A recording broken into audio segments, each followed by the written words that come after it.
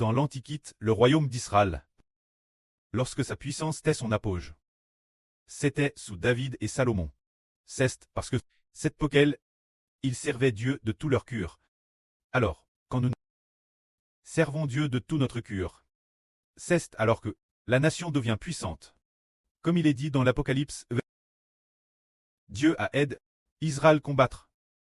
Ainsi, il a dit aux serviteurs de Dieu, serviteurs de Dieu, vous devez louer Jéhovah. Vous devez louer Jéhovah. Il ne cessait de le répéter. Se dire que ce moment tel, c'est le précleste l'Éternel, qui allait donner le royaume, Israël. Et combattre pour Israël, le précleste l'Éternel, combattit alors la grande Babylone, rendant la puissance de la grande Babylone de plus en plus faible, pour finalement très détruite, au début du mois de février de cette année, en février. Le Saint-Esprit a dit une parole, le pré et le Seigneur ont dit j'ai combattu pour nous. Nous de louer Dieu et de louer le Seigneur, c'est dire que le pré et le Seigneur combattent actuellement pour nous. Nous devons louer le pré et le Seigneur. Alors ce combat, notre obtention du royaume, c'est parce que le pré et le Seigneur combattent pour nous, que nous l'obtenons. Nous n'avons pourtant pas attaqué le royaume de la grande Babylone, ni fait en sorte, et nous n'avons pas non plus la capacité de faire détruire le PCC. Toute cette puissance et cette autorité viennent du Seigneur, viennent du précleste. Le pré et le Seigneur nous disent simplement que nous sommes dans une époque de troubles et d'instabilité mondiale. Cette époque, madame, est une époque de grande instabilité et de grands troubles mondiaux, qui arrivent bientôt. Alors cette époque, que devons-nous faire? C'est de nous consacrer, louer le pré et le Seigneur. Ainsi, le pré et le Seigneur vont fermement nous bénir. Cette bénédiction consiste, nous donner fermement le royaume du pré et du Seigneur, nous le donner pour que nous le possédions. C'est dire que cette époque de grands troubles mondiaux et de grande instabilité, nous devons d'autant plus nous consacrer, louer le pré et le Seigneur. Alors, si nous consacrons louer le pré et le Seigneur, le royaume sera affermi. Pourtant, cette époque, toutes les nations et tous les peuples sont dans l'agitation. Et tant de gens ne savent pas non plus louer le Seigneur, et ne savent pas non plus glorifier le pré et le Seigneur. Ceux-là n'obtiendront pas le royaume, mais pour que nous obtenions le royaume, le pré a fait une alliance. Qui a-t-il promis par alliance de donner le royaume? Le précleste a dit, nous sommes un royaume de louanges. Il a fait alliance pour donner le royaume. Ceux qui louent Dieu et le Seigneur. Bien est-ce aux enfants de la nouvelle terre, il devient un citoyen. Mais il ne va pas obtenir l'autorité de gouverner le pays. Se dire, donner le royaume. Quel genre de personne nous donner le royaume, faisant référence, l'autorité de gouverner Israël.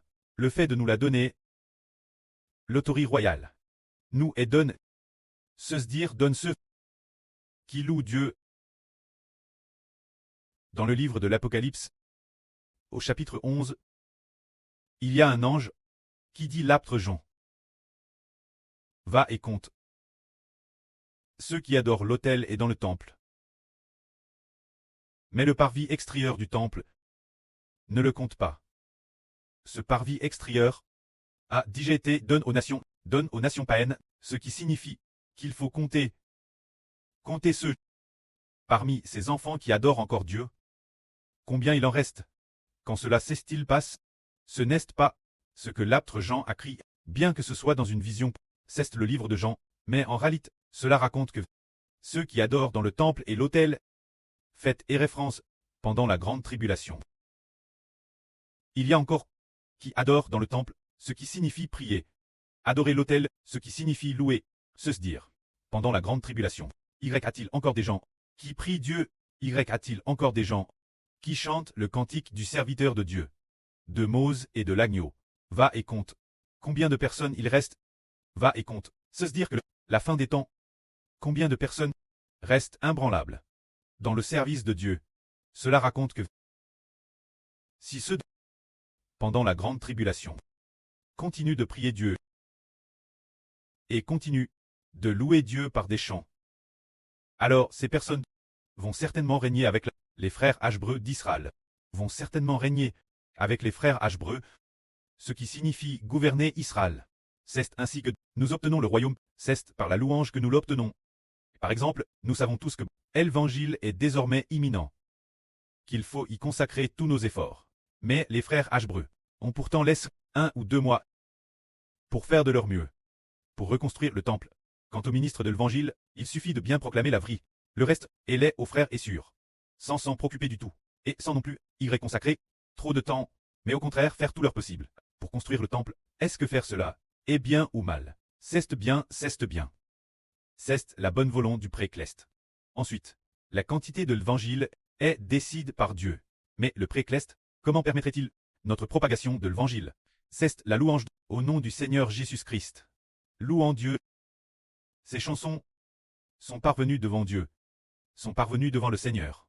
Le Seigneur a dit, ils ont DJ, proclame mon nom. Et le pré m'a aussi donné le royaume, l'autorité de gouverner le monde. Il m'a donné cette autorité. Je vais pour mon fils Israël établir le royaume. Il a DJ proclame mon nom. Il m'a DJ craint et m'a DJ aime dans ses chansons.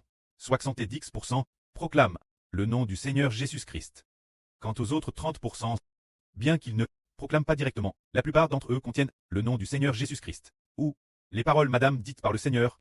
Alors le Seigneur a dit au précleste, ils m'ont JM. Ils ont DJ gare mon alliance. L'alliance de Dieu est le nom de Jésus-Christ. L'alliance de Dieu est le nom du Seigneur Jésus-Christ. Le nom du Seigneur Jésus. Nous l'avons proclamé. Alors l'Esprit de Dieu entre en nous. Le royaume de Dieu, nous faisant recevoir l'autorité royale. Cette grande puissance d'autorité, aussi par le nom de Jésus-Christ, entre en nous. Alors le Seigneur dit, ils ont DJ, proclame mon nom. Je vais leur faire hériter de mon royaume. Je vais prendre le royaume de Satan, le lui arracher, pour le donner à Israël, et aux enfants d'Israël. C'est ainsi que nous comprenons qu'établir le royaume, c'est en fait, bâtir, au nom de Jésus-Christ. Proclamer le nom de Jésus-Christ. Louer le précleste, louer le Seigneur, et proclamer le nom de Jésus-Christ. Donner le royaume Israël, ses contenus. Quand nous chantons ces contenus, nous obtenons le royaume. C'est ainsi que nous comprenons de mieux en mieux que c'est de cette façon qu'on obtient le royaume. Tout comme le royaume de David, c'est Dieu qui a fait alliance pour que son royaume dure éternellement. Pour que son trône demeure éternellement. C'est précisément parce que David a établi le temple de l'ancienne alliance, frère sans le David de la nouvelle alliance. Le frère Hbert a eu le nom du Seigneur Christ, le David de la nouvelle alliance. C'est précisément parce qu'il a construit, en raison des chansons. Alors nous devons nous rappeler l'ancien royaume d'Israël. Pour quelle raison le royaume a-t-il pris? Pour quelle raison tête? Le royaume a pris pour une seule raison. Personne ne venait plus servir Dieu. Se dire que personne ne venait offrir les sacrifices du matin et du soir. Les sacrifices de la journée, personne ne les offrait non plus. Le chandelier d'or, personne ne l'allumait plus. Et l'autel d'or, il n'y avait personne. Brûlèrent de l'encens odorant. Dieu. Alors, le jour des expiations. Personne non plus, ni aucun grand prêtre, n'a fait l'expiation pour Israël. Alors, les habituels sacrifices quotidiens du matin et du soir. Il n'y avait déjà plus personne pour les offrir. Le sabbat et ces choses ont tous été abolis. Tout comme les descendants de David.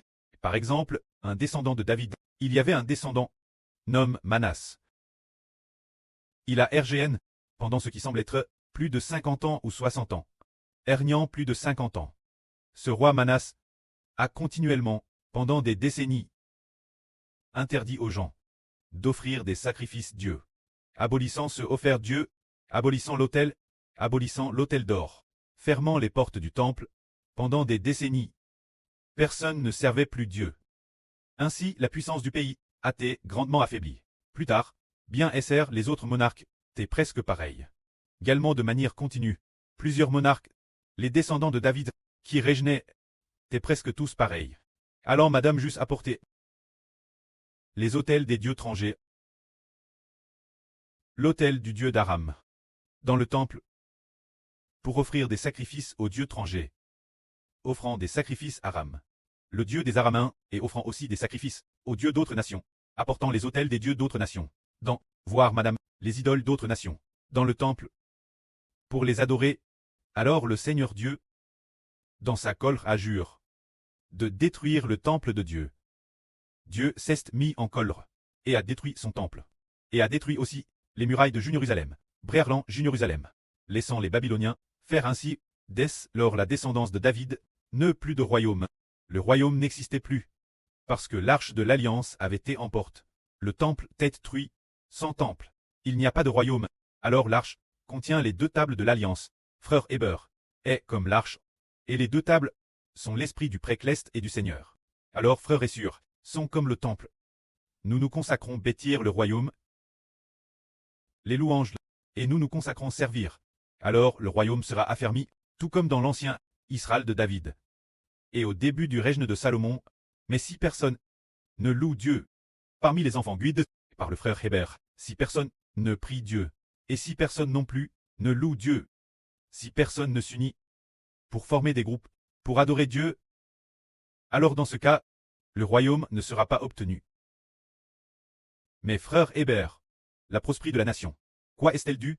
Tout comme Hersément, le précleste a dit, le H de Hbert, l'avenir le H dans Hbert, signifie le sens de prospérité et de floraison. Par quoi prospère-t-elle? Parce que le frère Hbert fait tout son possible pour bâtir la louange. Bâtir le royaume de Dieu. C'est dire bâtir le temple de Dieu. De quoi Jéhovah fait-il son royaume? Jéhovah fait de ses chants de louange son royaume. Fait de son saint temple son royaume. Alors le Hbert d'Israël, de qui fait-il son royaume? Fait de tout Jérusalem. Obtient le royaume des cieux. Obtient toute l'humanité comme peuple.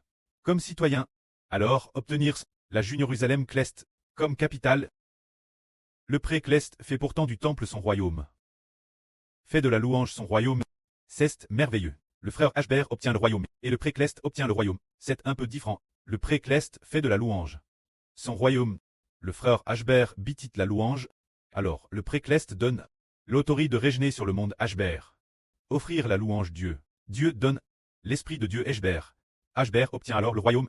Alors comment le royaume du pré-cleste va-t-il demeurer éternellement avec Hbert? Le frère Hbert, en tant que souverain sacrificateur, exerce une double fonction, n'est-ce pas? Il a la fonction de souverain sacrificateur, et aussi celle de roi. Se dire s'asseoir sur le trône de gloire, pour projeter la paix et la tranquillité. Ce qui signifie projeter comment? Faire en sorte que Dieu affermisse le royaume pour toujours. De manière imbranlable pour toujours. Donner le royaume Israël, comment projeter cela? C'est projeter, de faire en sorte que Dieu reçoive la louange, et reçoive la gloire. Projeter que tous les enfants servent uniquement le pré-cleste et le Seigneur, avec toute leur vie, croient sincèrement, et marchent devant le pré-cleste. C'est par de tels projets que le royaume est affermi. Alors aujourd'hui nous disons, Ken Ralit, nous obtenons le royaume par la louange, et maintenant nous le bâtissons. Alors ceux qui participent ensemble, l'œuvre de construction, sont équivalents. Ceux qui bâtissent le royaume ensemble. Que la gloire soit auprès et au Seigneur. Amen.